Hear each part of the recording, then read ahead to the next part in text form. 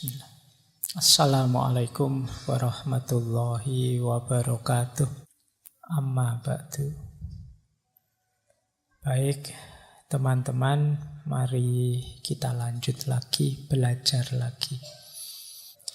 Baik, bismillah, kita mulai. Ya. Jadi beliau ini Maria Montessori ini pemikir, dokter sebenarnya ya, yang lebih terkenalnya dokter ya, filosof ya, ilmuwan, mungkin juga bisa diatributi seorang psikolog juga. Gagasan utamanya ya memang tentang pendidikan anak. Beliau berasal dari Itali. Jadi dan saya tidak harus detail nih cerita riwayat hidupnya. Ini insya Allah beliau orang baik. Jadi tidak perlu ragu-ragu. Tidak ada cerita yang sangat kontroversial tentang beliau. Lurus-lurus saja. Beliau lahir dari keluarga baik-baik. Waktu beliau lahir ayahnya umur 33 tahun, ibunya umur 25 tahun. Kemudian beliau lahir 1870-an dan nanti meninggal 1952. Kuliahnya di Universitas Roma. Ya, jurusannya kedokteran. Meskipun saat itu termasuk luar biasa. Ada perempuan kuliah kedokteran. Nah, luar biasanya ini. Nah, beliau ini nanti saat menjadi dokter melihat banyak anak-anak yang terkena gangguan jiwa. Masih anak-anak. Yang menurut pencermatan beliau ini karena kesalahan orang tuanya dan lingkungannya dalam mendidik anak ini. Oleh karena itu maka beliau terus tertarik untuk mengeksplorasi, mengelaborasi, meneliti seperti apa sih kira-kira pendidikan yang cocok untuk anak-anak. Nah, malam hari ini kita belajar itu sebentar. Baik ya, kita mulai. Bismillah. Ini mungkin bagi teman-teman yang jurusannya pendidikan sudah pernah, mungkin ya sudah paham tentang ini. Ini untuk yang belum paham saja, biar tahu. Bismillah, kita mulai. Saya awali dari quotes dulu lah. Beliau punya banyak quotes yang menarik. Yang pertama kata beliau, education must begin at birth. Pendidikan itu harus dimulai sejak lahir. Harus mulai diupayakan. Jadi, minal mahdi ilal lahdi kalau dalam bahasa Arabnya. Dari buayan ibu yang sejak dia lahir sampai nanti liang lahat. Jadi, sudah harus dimulai. Karena seperti sering saya sampaikan, manusia itu paket potensi, bukan paket jadi. Dalam dirinya ada banyak potensi macam-macam dan lengkap sekali. Ingin jadi apa saja bisa, tergantung nanti yang diaktifasi yang mana. Jadi beda dengan binatang, beda dengan makhluknya Allah yang lain yang bukan manusia. Kalau binatang kan paket jadi. Sapi itu ya melahirkan, ya tidak lama setelah itu anaknya sudah persis mirip kayak ibunya. Ya bisa jalan-jalan, ya bisa. Tapi kalau manusia kan tidak, nunggu lama bisa utuh jadi sosok manusia yang lengkap akal budinya. Nah, ini makanya tadi saya bilang manusia itu istimewa karena dia bisa jadi apa saja. Kalau binatang kan seragam, makhluk apapun kan seragam yang selain manusia. Jadi kuda di Indonesia dengan kuda di Eropa dengan kuda di India ya sama seperti itu. Gayanya, tabiatnya, karakternya kuda. Tapi kalau manusia enggak, punya beda-beda. Bahkan dari tempat yang sama itu bisa lahir manusia yang beragam. Nah, ini menariknya manusia. Maka begitu dia lahir harus mulai dirancang bagaimana cara membesarkannya lahir dan batin. Apa saja yang harus saya aktifasi dari anak ini. Nah, kalian mungkin bisa mencermati diri kalian masing-masing ya. Kok aku jadi orang kayak gini ya? Ngamuan, baperan, tersinggungan misalnya. Itu kira-kira kemarin dalam sejarah hidupku yang teraktivasi apa dari diriku. Potensi apa yang muncul dan potensi apa yang terpendam. Atau jangan-jangan ada yang sangat terpendam sampai hilang. Kemarin kamu berpotensi, saya hilang. Karena tidak pernah dihidupkan lagi. Lingkunganmu tidak mengizinkan itu muncul. Maka Montessori mengawali dengan asumsi pendidikan itu harus dimulai sejak lahir. Bahkan mungkin ada yang lebih ekstrim lagi, sejak anak dalam kandungan. Nah, harus didengarkan mungkin ada yang bilang musik lah, ada yang bilang ngaji lah. Mungkin kalau anak-anak hari ini mungkin yang di dalam kandungan lebih sering dengar ringtone-nya HP. Bolak-balik, klining-klining gitu. Dia apa? Lahirnya pertama yang dicari HP mesti. Dia dengar itu terus waktu dalam perut. Ibunya lihat TikTok terus. Wah, sudah. Begitu lahir anaknya bisa joget itu. Baik. Ya, yuk kita mulai. Bismillah. Oh, masih ada quote kedua sebelum ke materi. We must look to the children as a vehicle for bringing change to humanity. Kita harus melihat anak-anak sebagai satu mesin, satu media yang akan membawa perubahan pada kemanusiaan. Kita kan sering mimpi kapan peradaban manusia itu mulia lagi. Kapan manusia itu bisa martabatnya unggul lagi. Kita kan sering begitu. Kita punya banyak cita-cita peradaban. Kita ingin masa depan begini, masa depan begitu. Dan kita sering lupa bahwa kalau kita ingin masa depan itu begini dan begitu, kuncinya ada di anak-anak. Jadi bahkan mungkin tidak di kita. Saya tidak tahu apakah di teman-teman ada yang punya potensi itu. Tapi yang paling jelas di anak-anak. Mereka lah kunci generasi. Kalau teman-teman mungkin yang sekarang ikut ngaji mungkin available-nya sampai sekitar 30-an tahun lah yang akan datang. Itu jos-josnya. Tapi setelah itu mesti mulai turun. Sementara kalau di kemarin rame-rame itu kan Indonesia emas itu 2045. Nah, kalian berarti nanti dapat jatah mempersiapkan. Kalau persiapannya tidak sukses nanti 2045 tinggal diingat-ingat saja. Dulu kita pernah bilang 2045. Sekarang 2045, ya gini-gini saja. Nah, bisa jadi begitu. Karena harus mulai sekarang persiapannya. Nah, maka ayo kita melihat anak-anak sebagai masa depan. Semoga tidak ada yang melihat anak-anak sebagai beban. Bahkan sekarang mungkin ada 1-2 yang punya ideologi anti punya anak. Ya. Sebenarnya fitrahnya manusia itu berketurunan antara lain. Dalam rangka apa? Melanjutkan cita-cita, mewujudkan cita-cita. Karena durasi hidup kita itu terbatas. Kalau sekedar ingin pleasure sih oke. Orang senang-senang. Anak itu hanya merepotkan. Tapi kan kita hidup tidak sekedar ingin pleasure. Tidak sekedar ingin senang-senang. Tapi juga kita punya achievement, punya target-target yang harus dituju. Yang itu kadang-kadang tidak cukup di rentang waktu usia kita. Perlu dilanjutkan anak cucu kita. Ini antara lain yang mendorong orang kemudian ingin menikah, ingin mendidik anak, ingin punya anak.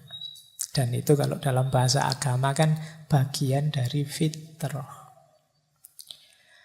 Baik, jadi asumsi kedua, mari melihat anak-anak sebagai aset untuk masa depan, untuk kemanusiaan. Jangan menganggap mereka beban, jangan menganggap mereka bikin susah saja, bikin ruwet saja. Saatnya kita sediakan lingkungan yang bagus untuk mereka, biar seperti saya bilang tadi, yang teraktivasi yang positif-positif dalam diri mereka. Baik, lo masih ada quote lagi. Saya pinginnya materi. Ya, ini saya bacakan saja, ini mudah dipahami. Pendidikan yang mampu menyelamatkan umat manusia itu bukan pekerjaan kecil. Hal itu berkaitan dengan perkembangan spiritual manusia, peningkatan nilainya sebagai individu, dan persiapan kaum muda untuk memahami zaman di mana mereka hidup. Jadi menurut Ibu Maria Montessori ini, gimana caranya kita mengelola generasi yang akan datang agar siap, agar mengalami perubahan yang lebih baik dari zaman kita, ya tentu saja pendidikan. Proyek paling urgent, paling besar bagi manusia itu pendidikan. Karena saya bilang tadi manusia itu paket potensi. Yang mengaktifasi apa? Pendidikan. Kalau dalam Islam bahkan tolabul ilmi itu fardhotun. Pendidikan, mencari ilmu itu sifatnya wajib. Kalau itu fardu kan ya setara saja dengan sholat, zakat, puasa, itu semuanya kan wajib. Cuma kita jarang menggaungkan fardunya mencari ilmu ini. Padahal ini salah satu yang harusnya jadi perhatian kita. Orang tidak kuliah tidak masalah, mungkin tidak sekolah juga ya tidak masalah, tapi tidak mencari ilmu berarti meninggalkan kewajiban. Nah, berarti proyek paling besarnya manusia itu kewajiban. Pendidikan. Bukan filsafat, Pak. Filsafat kalau tidak ada pendidikan ya macet dia. Yang semacam ini kan anggap saja jenisnya pendidikan. Orang berpikir seperti yang jadi tujuan utamanya filsafat. Kalau tidak ada mesin yang namanya pendidikan, ya akan sulit berkembang. Maka yang ketiga, asumsi besarnya, pendidikan adalah proyek paling besarnya manusia. Jadi yang pertama tadi, pendidikan dimulai sejak lahir. Yang kedua, anak-anak adalah mesin menuju masa depan yang lebih baik. Dan yang ketiga, proyek paling besar kita adalah pendidikan. Oke, alhamdulillah sudah materi sekarang. Yuk, sekarang kita belajar. Menurut Montessori, ini sebenarnya tulisan-tulisan beliau di akhir-akhir usia beliau. Jadi meskipun nanti teorinya banyak, yang beliau tinggalkan ya warisan paling berharga tentang pendidikan anak-anak. Tapi menurut beliau, perkembangan manusia itu mengalami 4 fase. Yang di titik ini mungkin pola dan model pendidikannya tidak sama. Yang pertama, fase pengembangan diri individu. Ya ini anak yang baru lahir mungkin sampai remaja. Jadi di sini anak mulai membentuk dirinya, lahir maupun batin. Di sini akalnya perlahan-lahan mulai tumbuh, termasuk kepekaan sosialnya mulai muncul. Ini namanya fase pengembangan diri individu. Ini fase paling basic. Nanti kalau dalam teorinya Montessori, ini fase yang melapisi segalanya. Tidak beres di fase ini, nanti akan banyak ketidakberesan di fase selanjutnya. Terbentuknya watak, karakter, gayamu hari ini itu sebagian besar dibentuk di fase awal ini. Maka Perhatikan adik-adik kita ya, usia kalau di Montessori 0 sampai 6 tahun. Ini fase emas untuk membentuk seorang manusia. Maka fase ini harus sangat diperhatikan. Yang kedua, fase perkembangan sosial. Kalau ini individunya sudah jadi, dia mulai berinteraksi dengan yang lain. Mulai ngerti konvensi-konvensi. Oh, kalau di tempat ini saya harus begini, tidak boleh begitu. Kalau di depan orang banyak, tidak boleh begini, tidak boleh begitu. Fase perkembangan sosial. Mereka mulai belajar keterampilan sosial. Biar saya disukai banyak orang, saya harus begini. Saya harus jadi anak yang sopan. Sopan itu begini kalau di tempat saya. Ini fase perkembangan sosial. Kemudian fase awal dewasa. Kalau fase awal dewasa ini kita mulai milih-milih jalan hidup. Mulai cari referensi-referensi. Aku harus ngapain besok? Aku ingin jadi apa? Ini mulai hidupmu yang sudah mulai terbentuk di fase awal dewasa. Kalau di fase-fase sebelumnya masih menjelajah, tapi di fase ini mulai kelihatan bentuknya. Di fase-fase awal kayak dulu waktu kecil kalian kalau ditanya cita-citanya besok jadi apa, itu kan jawabmu asal saja, sakmunene sak senengmu. Polisi, dokter dan macam-macam. Tapi begitu saat ini mungkin usia-usia kalian ini ya mahasiswa yang mau lulus ya atau yang tidak lulus. Ini fase menuju dewasa. Yang itu kalau ditanya mesti kalian sudah mulai tolak-tolak sudah. Mau jadi apa besok mas? Wah tidak tahu ya Pak. Kamu mulai sudah. Ini kamu mulai ngerti bentukmu yang sejati. Mulai ngerti dirimu yang asli. Itu membuatmu agak ragu-ragu. Makanya tadi saya bilang ini ngaji, ini pengayaan ya. Maksudnya kalian kan ini sedang akan memutuskan nanti warna hidupmu seperti apa. Itu banyak sekali butuh referensi-referensi. Sekarang kamu tidak seberani dulu. Kalau dulu santai saja bilang dokter Pak. Sekarang tidak berani sudah. Iya kan. Ya, apalagi kuliahmu. Saya dulu sih ingin jadi dokter Pak. Saya kuliahnya filsafat Pak. Gimana caranya jadi dokter? Dukun mungkin bisa dikit-dikit. Bagian ngeramal-ngeramal itu ya. Baik, nah puncaknya fase dewasa. Fase dewasa ini sudah mulai masuk pertanyaan-pertanyaan mendalam tentang hakikat diri. Siapa aku? Spiritualitas mulai menguat. Ini fase dewasa sudah. Biasanya fase dewasa ini mengemuka ketika fase awal dewasa tadi perlahan-lahan beres. Kalau masih belum beres, mungkin ada sisi-sisi kedewasaanmu yang muncul, yang refleksi mendalam dan lain sebagainya. Tapi tetap tidak prioritas. Prioritasmu mesti lebih ke kapan saya harus kerja, enaknya kerja apa, kok sampai umur sekian tidak ketemu-ketemu jodoh dan lain sebagainya. Pikiranmu kan masih sibuk di situ-situ, tidak jauh-jauh dari situ. Nanti kalau sudah dewasa, baru kamu tanya pertanyaan-pertanyaan mendalam. Enggak kok Pak, saya sejak muda dulu, sejak SMA sudah bahas yang dalam-dalam kok Pak. Iya, biasanya enggak prioritas. Jadi ada yang lebih kamu pentingkan, meskipun tidak kamu tinggalkan sisi-sisi kedewasaan ini. Ya misalnya pas ngaji gini sih pertanyaan mendalam, tapi keluar dari sini sudah mikir, aduh tugasku belum selesai, aduh makalahku belum beres, aduh skripsiku kok enggak barbar. Itu kan ketika keluar dari sini. Karena memang di fase ini kalian belum fix, belum jadi. Beda dengan kalau nanti kalian sudah selesai, oh ternyata saya itu oleh Allah ditetapkan nikah dengan ini tuh. Oh ngerti dulu, sejak dulu tak lamar kalau cuma dengan ini misalnya. Oh ternyata pekerjaannya cuma ini tuh. Nah itu kamu baru mulai jadi. Itu biasanya mulai fase dewasa.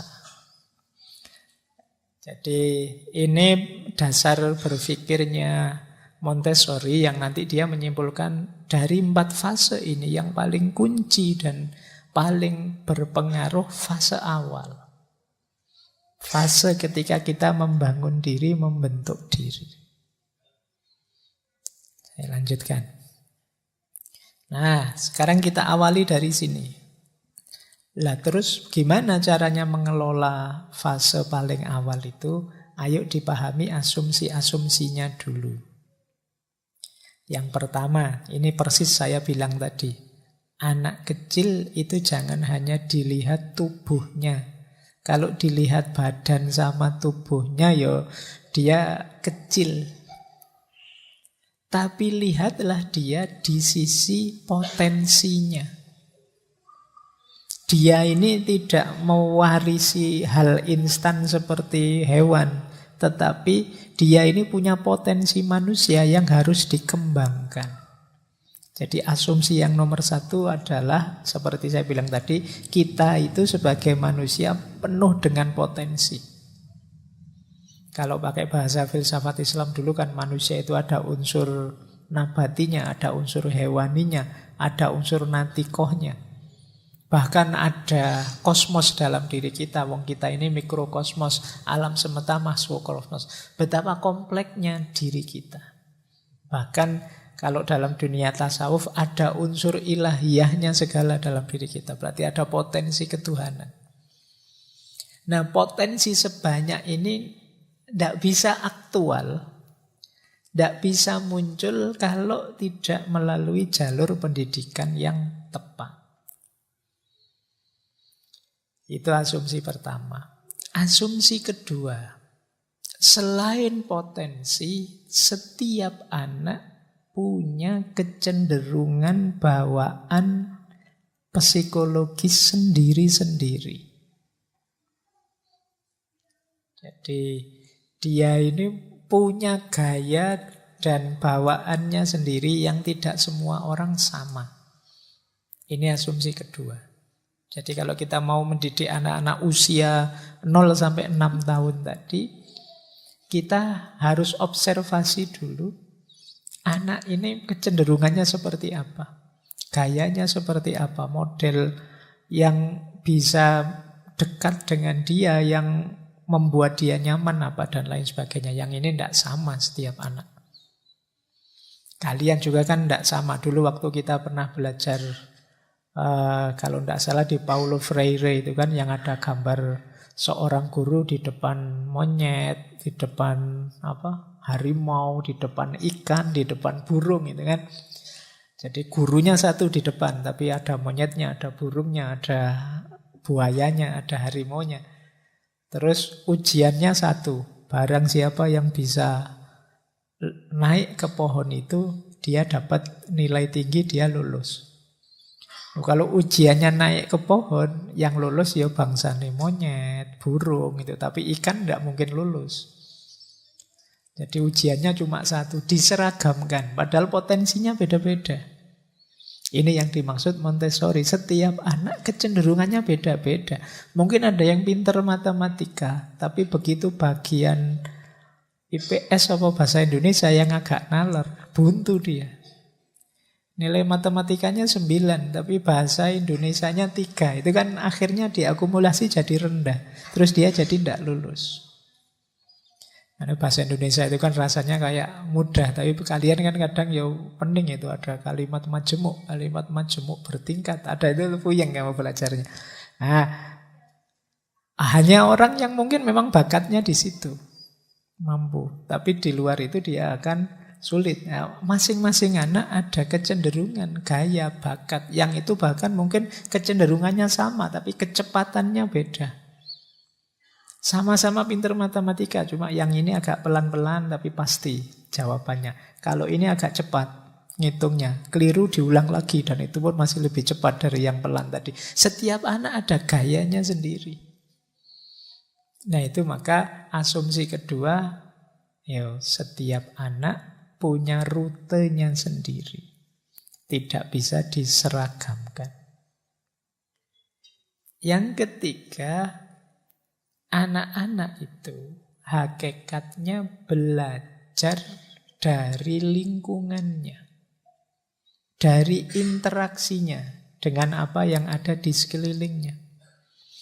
Maka dalam pandangannya Montessori, daripada dia kita suruh duduk di meja terus kita ceramahi.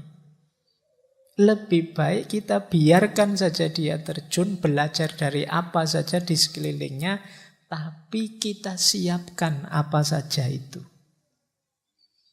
Jadi kalau kita ingin anak kita pinter apa, kita siapkan di sekelilingnya.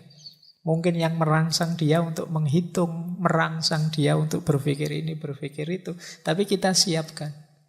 Itu nanti jadi basisnya metode Montessori. Jadi jangan hanya kita suruh, coba tak kasih tahu ya, ini definisinya, ini tidak begitu. Jadi jangan diceramahi. Kalau diceramahi mungkin dihafalkan, tapi itu tidak lama. Biarkan dia menemukan kebenarannya sendiri, menemukan pengetahuannya sendiri, menemukan rasa ketertarikannya, rasa ingin tahunya sendiri. Hidupkan curiosity-nya. Biar saja mungkin akhirnya dia cerewet, mungkin akhirnya dia usil, monggo saja. Yang dari situ dia dapat banyak pengetahuan.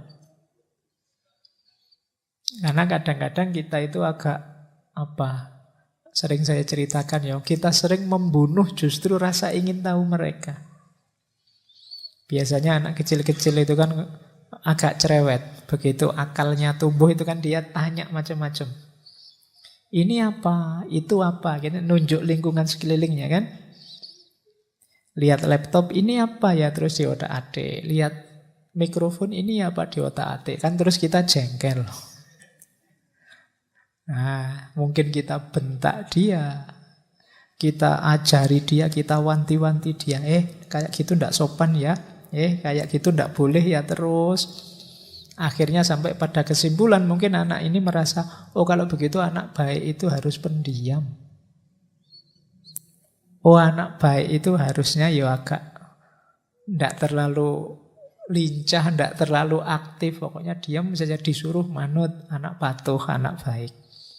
Ketika mindsetnya terbentuk seperti ini, ya sudah, rasa ingin tahunya terbunuh, sudah.